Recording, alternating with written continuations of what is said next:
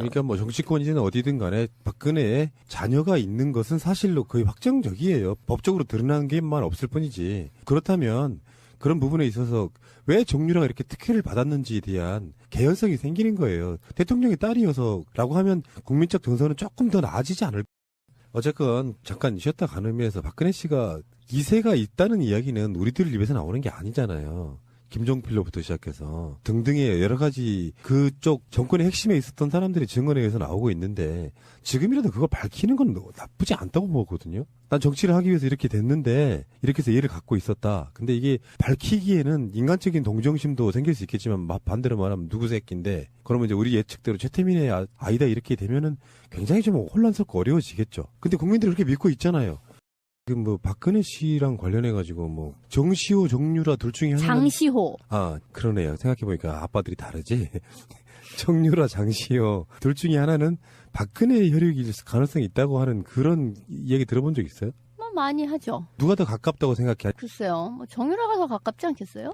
혜택을 많이 받은 여기는 뭐 최태민 뭐 사망과 관련해서 지금도 아까도 우리 송 작가가 이야기했던 것처럼 20살로 도저히 안 보이는 그런 세탁은 사실상 가능하잖아. 사실 이 세탁의 가장 중요한 핵심은 그 최태민의 사망과 정유라의 탄생까지 비어있는 2년 6개월인 거예요. 그게 떨어져 있기 때문에 사실상 최태민의 친혈육이다, 최태민의 딸이라고 하는 의혹들이 증명이 안 돼 있는 건데 그렇다고 보기에도 이 정유라의 그동안의 행적이라든지 결혼 전부터 이미 아이가 있었다고 하는 주변의 증언을 맞춰봤을 때는 최순실에게 이미 결혼했을 때 애가 있었다라고 하는 정윤의 아버지의 증언에 맞춰봤을 때는 실제 둘이 혼인신고에서 나중에 출생한 걸로 보고돼 있는 지금의 생년월일 기록이 완전히 다를 의혹이 높다는 거죠. 나도 그렇게 생각했어요. 그러니까 출생신고를 바로 못할 수도 있거든요.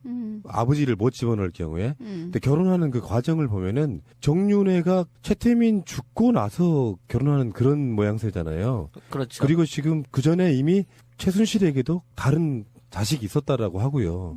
그런 측면에서 보면은 호적의 신고 등록을 좀 늦게 한다거나 이런 방식으로 해서 현재 20살이 아닐 가능성은 네티즌들한테 굉장히 많이 제기되고 있거든요. 각종 피부과나 미용 시술을 받을 때 정유라가 같이 갔다는 거예요. 그래서 매선침 시술 있잖아. 이것도 프로포폴 시술이나 이런 것들을 같이 받았다는 거야. 그러니까 엄마랑 같이 아니면 이모랑 같이 주름 펴기 시술을 받았다는데 20살짜리가 주름 펴는 시술을 받을 이유가 있을까?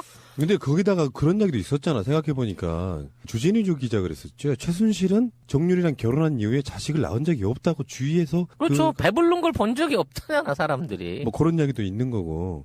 그러면 확실히 정유라가 박근혜의 자식일 가능성이 분명히 있긴 있어요. 저번에 지난 방송에서 우리가 왜 박근혜 일기에 대한 이야기도 한 적이 있었잖아요. 92년도에 자식을 또 나오면 뭐 어쩌고저쩌고. 따라서 당시 독일 그러니까 박근혜 유학 시절에 박근혜가 독일의 민간 의료원을 이용해갖고 출산을 했다고 하면 그 당시에 출산 기록도 찾아낼 수 있지 않을까라는 우리나라처럼 이렇게 막 의료계가 없어지는 나라가 아닐 테니까 독일은 그런 유의 어떤 가능성도 생각을 해볼 수 있을 것 같아요. 그때도 가명으로 했겠죠. 아하 그때도 길라임을 몰랐구나 그때는.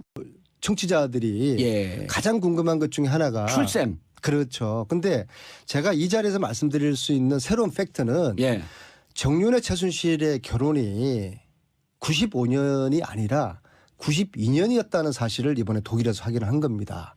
왜냐하면은 잠깐만요. 95년이 아니라 92년. 예, 92년 다른 겨울에 방송에서 얘기했어요, 안 했어요? 처음입니다. 왜냐하면 제가 하루 전에 독일 갔다 와서 오늘 이 이야기를 제가 처음 하는 건데요. 92년 겨울 강남의 모 호텔에서 야 이건 충격적인 얘기인데요. 최태민 임선희 그리고 최순실 그 3남매 직계가족 약 20여 명이만 참석한 식 아닌 결혼식. 그러니까 가족들만 조촐하게 모여서 했는데 현수막을 붙였어요.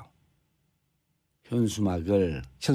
결혼식에는 현수막을 붙이지 않잖아요. 애들 돌잔치도 아니고. 현수막을 붙인 결혼식 봤습니까?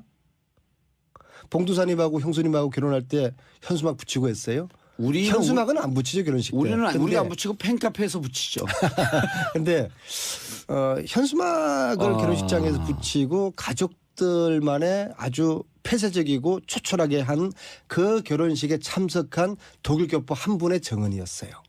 그리고 그 한 분한테 92년 결혼했다라고 하는 게 그 한 분한테 최순실 씨가 이렇게 부탁합니다.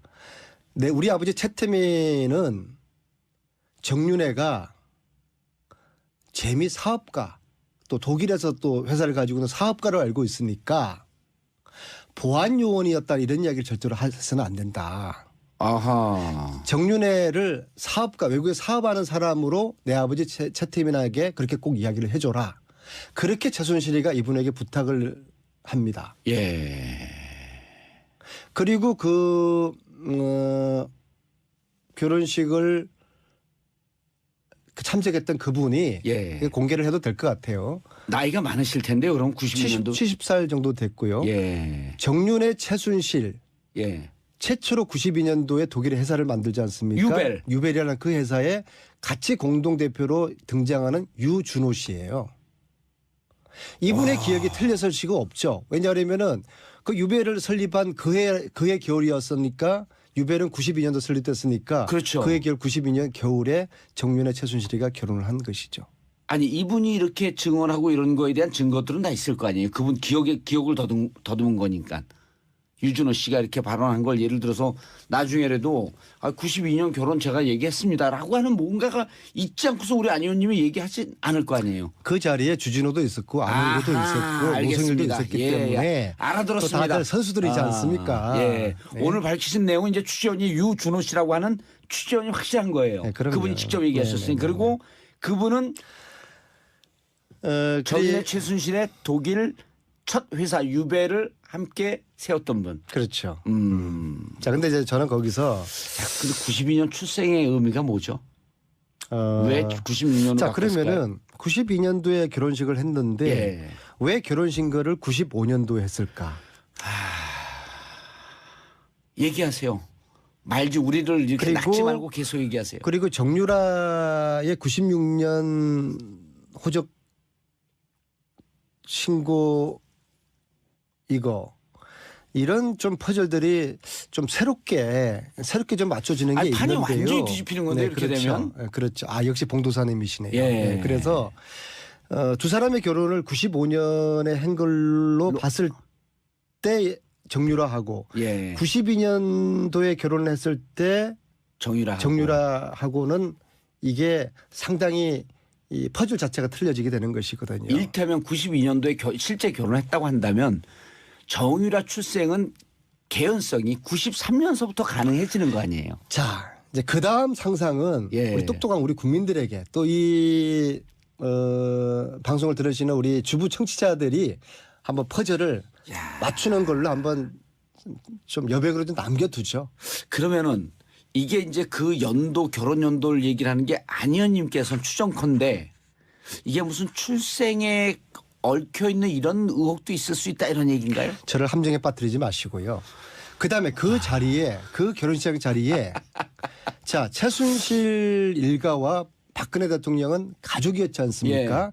박근혜 대통령이 박근혜 대통령이 참석을 해야 됩니까? 안 해야 됩니까? 당연히 하셨죠. 근데 그 자리에 박근혜는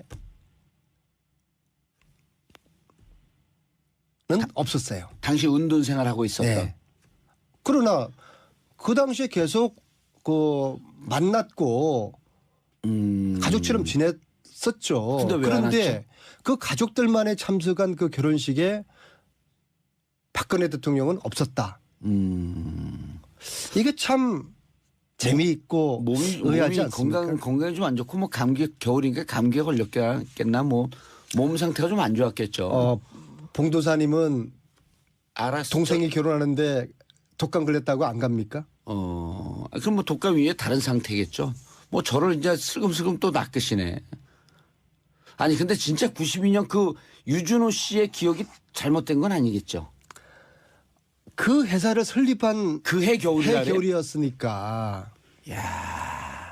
유준호 씨가 92년 그 연도는 헷갈릴 수 있어도 회사를 그 회사 설립한 그해 설립한 때 겨울이다. 그 해에 한국 나가서 결혼식을 참석했다는 예. 거 이거는 헷갈릴 수가 없는 거죠. 그러니까 그런 개인사고 이제 어떤 특정 사건이 연결되면 이게 기억이 정확한 건데 유배를 설립한 그해 겨울이었다라고 하니까 신빙성이 좀 있네요.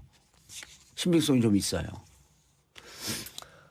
말을 여기서 왜 진도 더 못하시죠? 나가지 말고 예. 여기까지 오늘 자, 여기까지만 하죠. 특검. 네. 특검이 이제 특검 2기에 들어가야 되는데 지난번에 특검법 개정안 하게 되면 이제 뭐 수사도 계속할 수 있고 재산도 찾을 수 있고 그런데 중지가 됐단 말이에요. 앞으로 특검은 이제 만약에 탄핵이 인용되면 박근혜 대통령 조사도 이제 검찰로 넘어가서 시작이 되는데 검찰이 제대로 수사할 거라고 봐요? 아니면 특검이 또 필요하다고 봐요? 아니 만약에 인용되면 그런 표현은 가당치 않은 표현이고요. 아니, 그건 국민들 좀- 80%가 예, 지금 바라고 75%에서 있고 80%예요. 예. 예? 이미 그 박근혜 최순실은 한몸 경제 공동체라는 게 다 확인됐는데 이게 인용되지 않으면은 예. 이거는 상상을 초월하는 일들이 벌어지게 되는 거죠. 자, 그러니까 그 다음에 특검 2기를 어떻게 가야 될 거라고 판단하세요? 국회에서 준비하는 건 있나요? 이거는 이제 기존의 특검과는 달리 법으로 특별법으로 최순실 재산 몰수 특별법을 우선 1차적으로 제정을 해야 됩니다. 그래서 그 특별법에는 크게 두 가지 내용으로 포함되는데요. 예. 첫째는 최순실 일가의 재산을 파악할 수 있도록 조사위원회를 구성해야 될 거 아닙니까? 예. 그래서 조사의 범위를 정하고 조사의 기간을 정해야 되는 거죠. 특히 조사의 기간은 70년대부터 이게 조사가 돼야 될 것입니다. 70년대. 네. 그래서 예. 최씨 일가 재산의 뿌리인 70년대 박정희 통치자금서부터 프레이즈 조사 보고서에 나와 있는 박정희 정권이 비공식적으로 거둔 돈들이 지금 현 시가로 보면은 약 8조거든요. 그 프레이즈 보고서 나와 있는 것만 하더라도 예. 아니죠. 그 당시 돈으로 8조고 지금도 그 환산을 하면 한 40조가 되거든요.